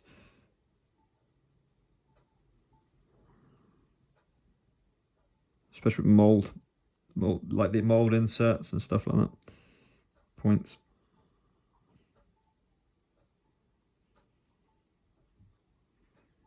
And if your paint doesn't seem to be flowing, it just needs a little bit more moisture, it needs a little bit more white.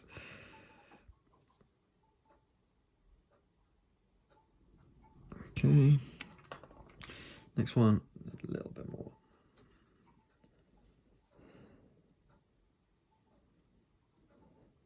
because we're going to be going over this, doesn't matter if we miss parts. That's the point. The contrast paint will pick up those. Yeah, it won't be metallic, but it'll blend in really well. Add to that kind of dirt realism, I guess. And that wind is properly howling outside.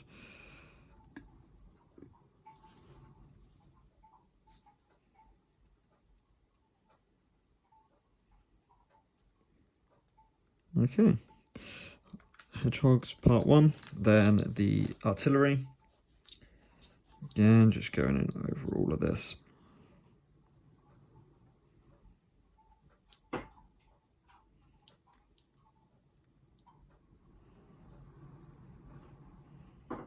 And honestly, don't worry if you don't get every single part of the miniature with the silver. Don't worry, the contrast will pick it up. Make sure you thin your paints.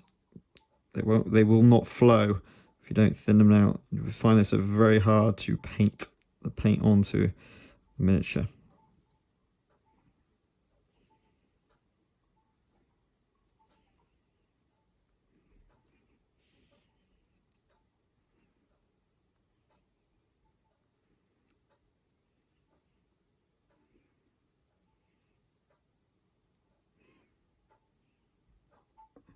Oops. Camera in the way. Okay. And the other one. I've only got 2 artillery here. I've painted the vast majority of them already. Now, because this is not contrast paints, it may well go over straight metal. But I did use the primer just to make sure. But yeah, if you use it not too thin, it will probably go over the plastic as normal. It's a pretty decent coverage.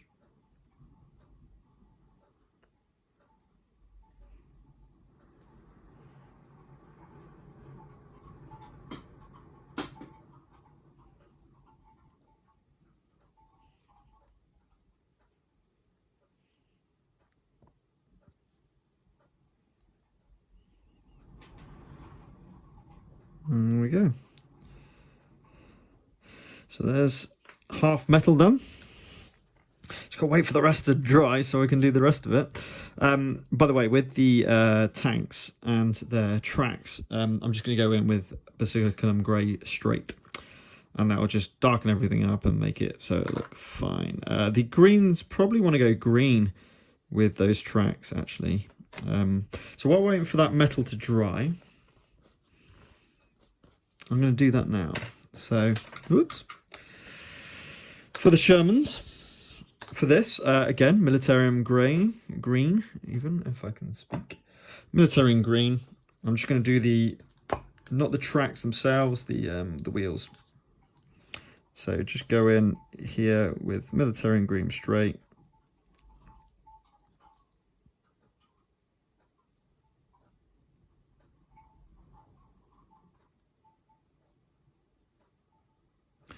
So spin around. Again, we've got a lack of primer here, just the way I primed it, but not too fast.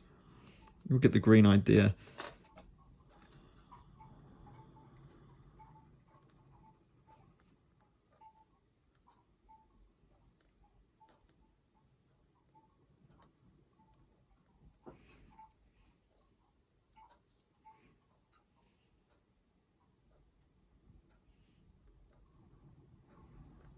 So just going over all the axles here.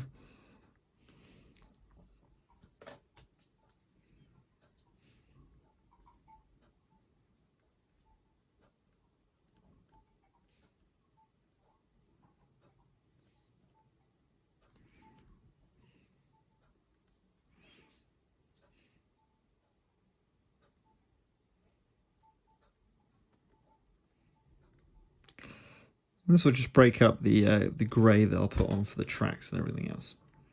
And also, if we look at the reference art, it's the same. It has these green inner parts of the tracks. I don't know what you call these. Sorry, my My knowledge of key terms is not fantastic with tanks. I do like them, but yeah, wheels. I'm gonna go with wheels. Track wheels.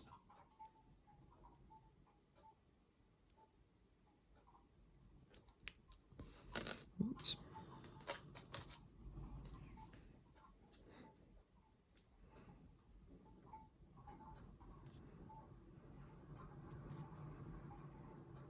Because the contrast paints are so good at just getting in there into those recesses, it'll do all the work for you.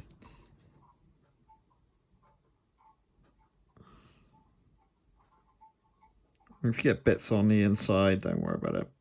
Basilicum Gray will sort that out. Last one.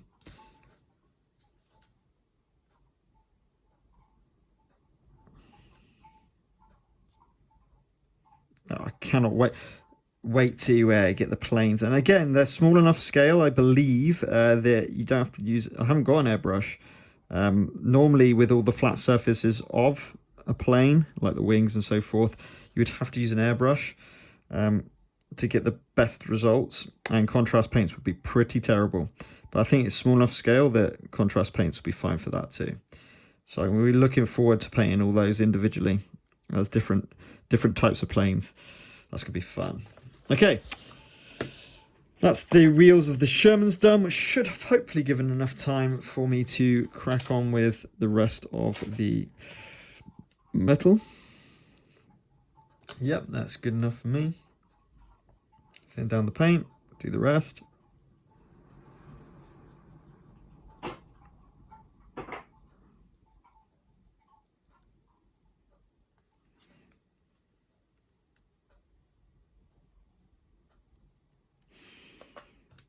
Next one.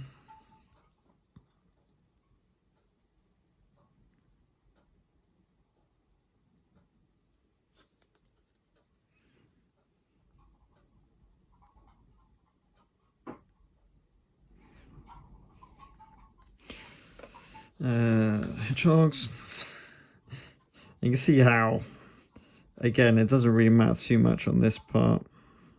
It doesn't matter on any part, because the beauty of having them, when you come to the Basilicanum Grey going over the top, if it's a bit of over, if you go over the same area twice, it doesn't matter too much.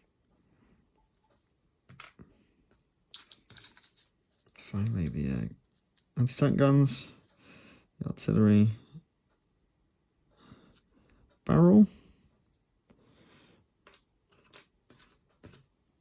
And to be honest, that gives quite a nice effect, just as it is, but it's a bit too plastic silver looking. It needs...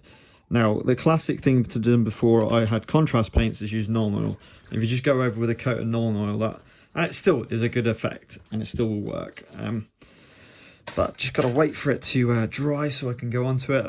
We might as well carry on with the tanks. So while waiting for that to go in, I'm going to get my Basilicum Gray. Coming up to 1 hour 50, so it's not too bad. Let's move those out of the way and get my other Panzer 5s, 4s even. Grab a brush, get some Basilicum Gray, and literally go in the middle with the Basilicum Gray, like so. We need to do the tracks the same. And don't worry about going on top of it as well. It won't matter. And give it some. Just let your brush get in all the crevices, and this is where a good brush helps, or half decent brush helps. Obviously, we're going to have to do the front and the back. We'll do those afterwards. Oops, that's the first one done.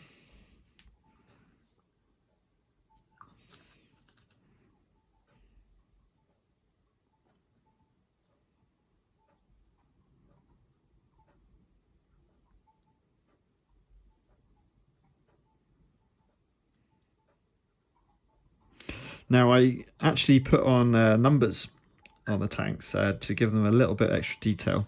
I think I did it wrong, because I did as if they were individual tanks rather than different companies, so I think they would have the same number, not different numbers. I had more with the same number, with different numbers. Oh, no, I think that's right, actually. Maybe, I don't know. We'll go with the same.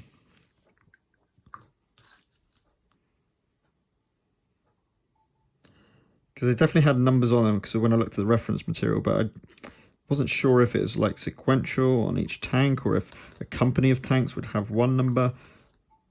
I call them a company of tanks. I don't know. Is it battalion of tanks? Not really sure. What's used in Memoir 44. I'm afraid to just chuck in the paint in there. Not enough there.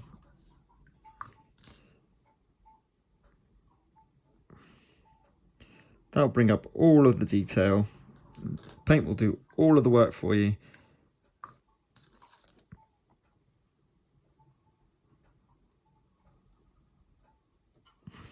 Okay. You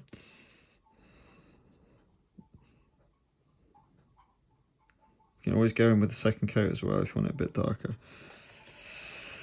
Awesome. While we're still waiting for that to dry, we're going to do the same on these. And again, just going over the colours that we've done, and they will come out a little bit, which is pretty much what we want, right? But we'll show where the tracks are.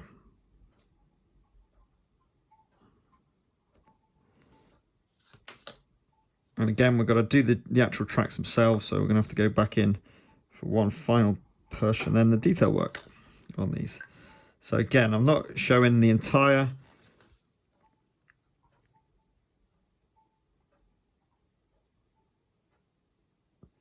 but you'll get the idea.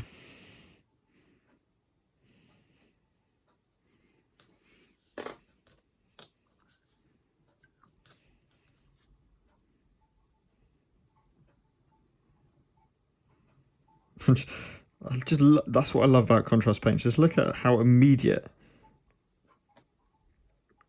the contrast paints work. It's so cool for that.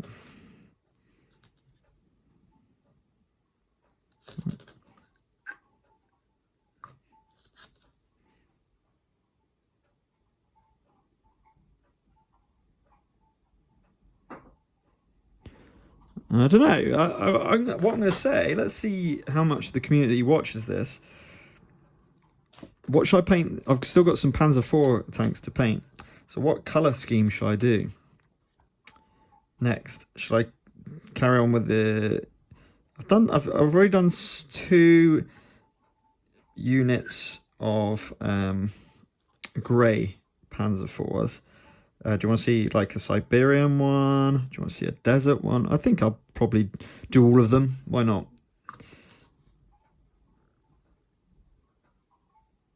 And you see the paint's not sticking to these, but again, just go over a few times, like so. Just let the brush get in and over. And once it's gone over it a couple of times, it'll stick good enough. There you go. Okay, that's the Panzers done. And then, how are we looking? Let's see if we can start to do the metal work. It's probably not dry yet. Ideally, you want this to be dry before you go over it. So I'm going to just finish off the Shermans next with their tracks. Again, just Basilicum Gray, 154. I really can't do much more than 5 minutes.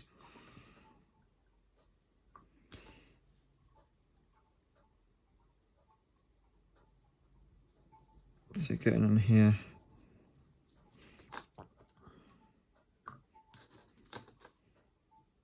I just wanted to show the effect of the metal. So what we're doing, we're getting rid of that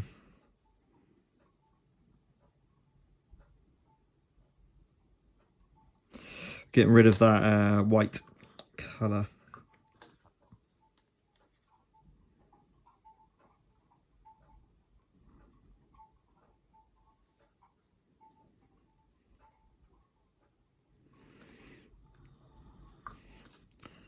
And don't worry about the amount of paint. If you look like, oh wow, look how much paint that's got on. That's gonna look terrible. It won't. It'll get into the recesses. It'll be fine. Oops. And just use your finger to get rid of any unwanted marks.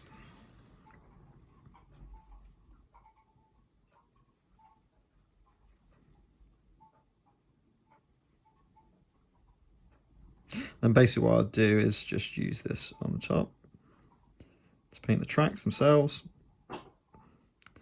like so. Same here.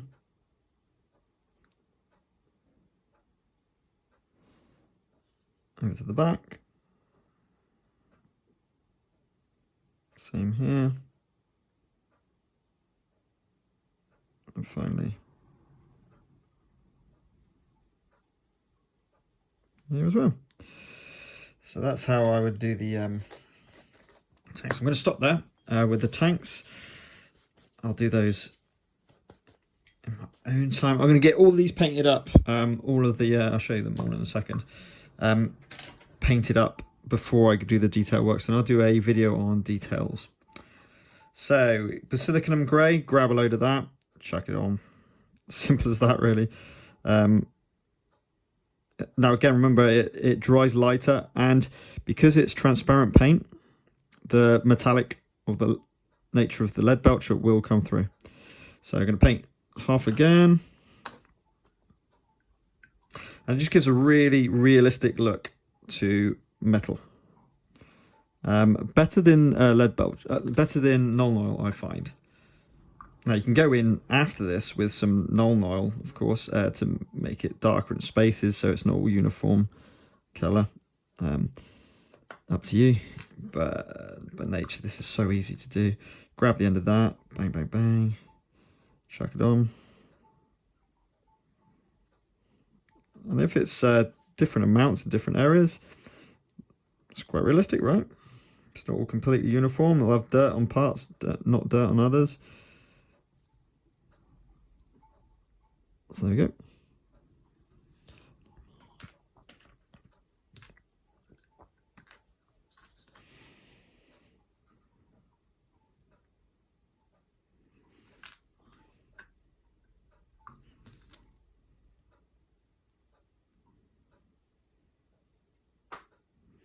Just going over these bits.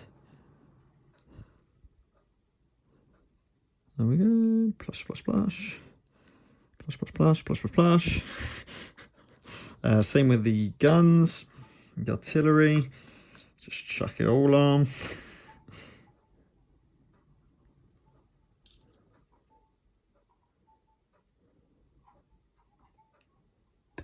Oops.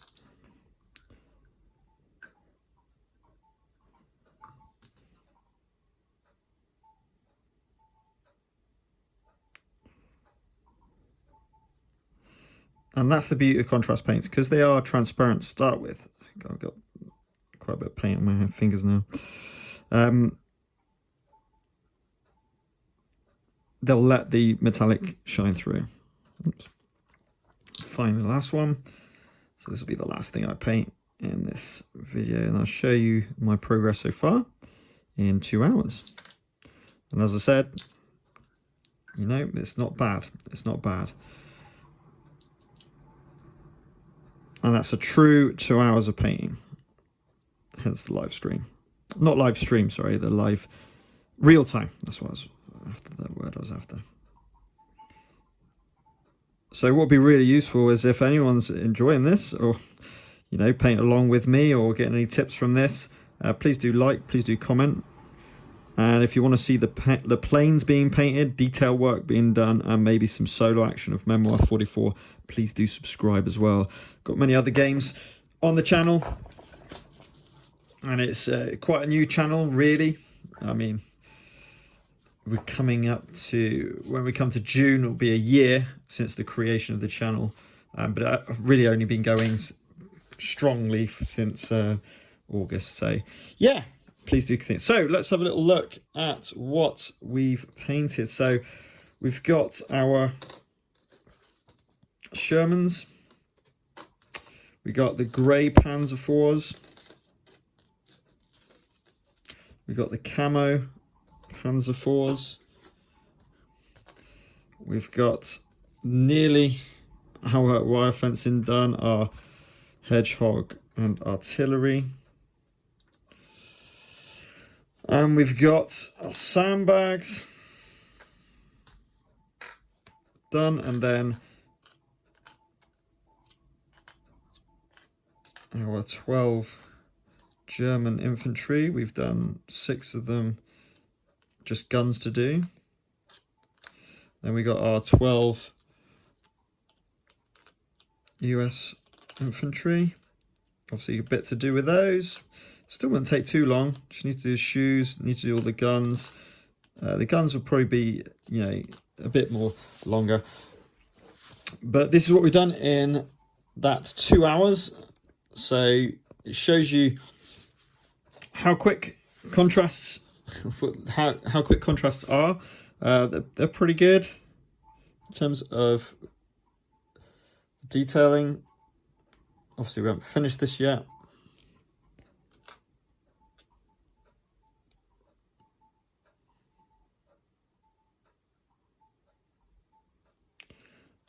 But when you consider how many of those miniatures have been painted, these are looking good.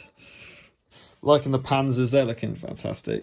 The classic grey and then the camo, they're looking great. And these will just look like metal. The metal will shine through. It's already started to as it goes through, and it's better than that plastic. Let's be honest. So that was painting Memoir 44.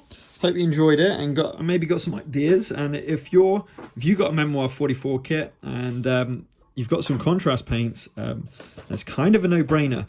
The difference is if you haven't got paints at all. I think this is the key. If you don't have paints at all, but you have miniature games, maybe Memoir 44 is one of those, then it may be worth thinking about investing into contrast paints to paint these miniatures. Obviously, you can paint many other miniatures the same, okay, using those contrast paints, from kind of skeletons, so that's pure contrast, from Solomon Kane to Marvel Crisis Protocol, pure contrast paints, Kingpin. But again, you know, you can see how it doesn't give it quite the desired effect on the suit. So I'm going to be going back onto this and highlighting with traditional paints on the white. But yeah, you can paint any kind of miniatures with those. This is done with some contrast, but with a lot of layering, and you can see the cleanliness of what that can give. I mean, all the metal work was done in contrast, admittedly, but kind of like the layering of his body and so forth. So it does depend on what's the desired effect you want out of your miniature. But for this, I think it works perfectly. And when I do the bases and everything else, obviously once the white's gone off these miniatures, then they'll look good to go on the board. But something like that is perfect, just as it is real easy to do. Cool. Panzer, haven't put the star on yet, the detail work, but yeah, they're really easy to do and a lot of fun, and especially seeing them, how they develop and everything else. Look at those, how cool. Now obviously we got white here, that needs to be sorted out, but I'm just going to go in with Basilicum Gray. Any white parts you see will just be Basilicum Grayed. Nice. Okay, thanks for watching. So until next time, keep painting and keep enjoying the hobby.